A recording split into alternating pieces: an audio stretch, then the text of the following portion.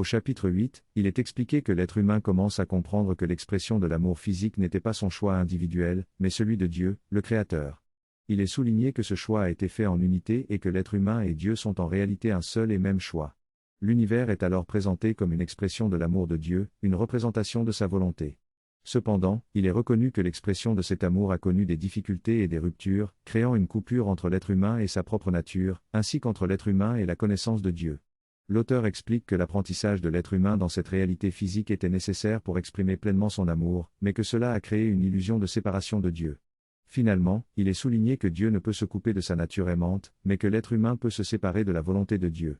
Cependant, la connexion avec le cœur de Dieu reste indispensable à la vie, tandis que la volonté de l'individu peut être séparée. Il est expliqué que la peur, le jugement et la servitude sont incompatibles avec la nature de Dieu.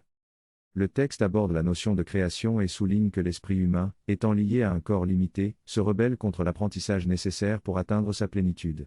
Cette rébellion est vue comme une réponse naturelle de l'être humain, et Dieu choisit de ne pas lui retirer sa liberté, car cela ne serait pas un acte d'amour. Au contraire, cette rébellion fait partie du modèle de la création et contribue à l'expansion et à l'enrichissement de Dieu. Le texte souligne également que la conscience de la vérité n'est pas statique, mais toujours en expansion, et que l'apprentissage est un processus continu. L'apprentissage a une fin, cela concerne la découverte de notre véritable identité. Une fois que nous acceptons qui nous sommes vraiment, l'apprentissage devient obsolète. La conscience du Christ nous permet de connaître notre véritable nature à travers une révélation constante. Il est temps de mettre fin à l'apprentissage et d'accepter notre véritable identité.